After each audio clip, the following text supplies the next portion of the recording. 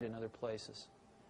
And I've been very strong believer that what we need to do in education is go to the full voucher system. I know this isn't what you care about, but this is what I care about a great deal. Well, and this is exactly what we care about. Okay, great. This was believe it or not, this was at the end, and we're one of the things that I feel is that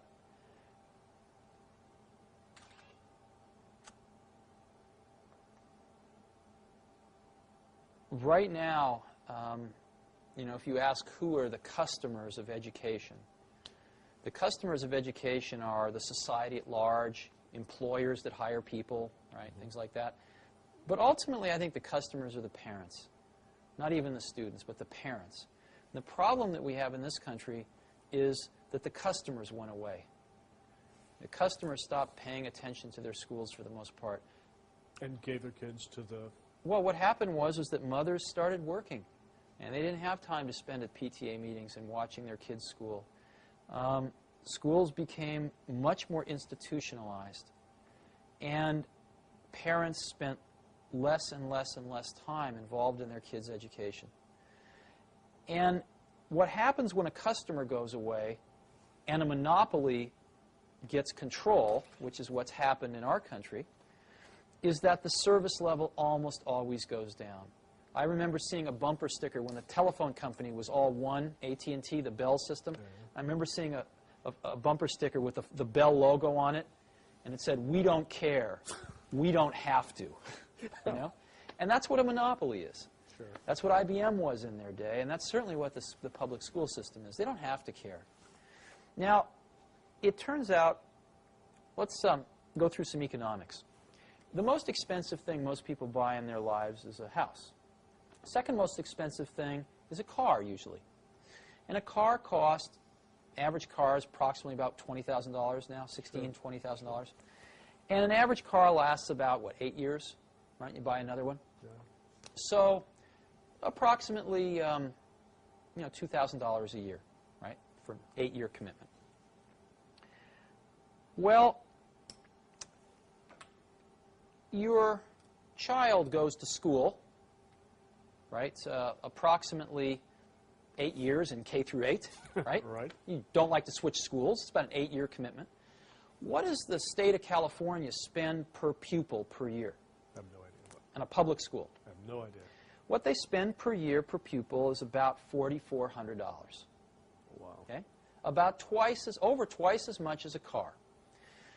Now, it turns out that when you go to buy a car, you have a lot of information available to you to make a choice, and you have a lot of choices. Oh, yeah. I mean, General Motors and Ford and Toyota and Chrysler and Nissan, they are advertising at me like crazy. I can't get through a day without seeing 5 car ads. And they seem to be able to make these cars efficiently enough that they can afford to take some of my money and advertise to other people with it. Sure. So that everybody knows all about these cars. And they keep getting better and better and better each year because there's a lot of competition. And there's a warranty. And there's a warranty, that's right. But in schools, since people don't feel like they're spending their own money, they feel like it's free, right? No one does any comparison shopping. Matter of fact, if you want to put your kid in a private school, you can't take the $4,400 a year out of the public school and use it. You have to come up with, you know, $5,000 or $6,000 of your own, or even $4,400 of your own money. Sure.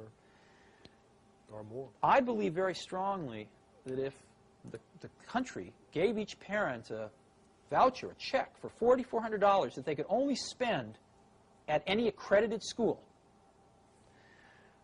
that several things would happen. Number one, schools would start marketing themselves like crazy to parents to get students. Secondly, I think you see a lot of new schools starting. I've suggested as an example, if you go to Stanford Business School, they have a public policy track. They could start a school administrator track. So you could get a bunch of people coming out of college, tying up with somebody who just got out of business school. They could be starting their own schools. Sure. You could have 25-year-old kids out of college, very idealistic, full of energy. Instead of starting a Silicon Valley company, they'd start a school. And I believe they would do far better than many of our public school teachers do.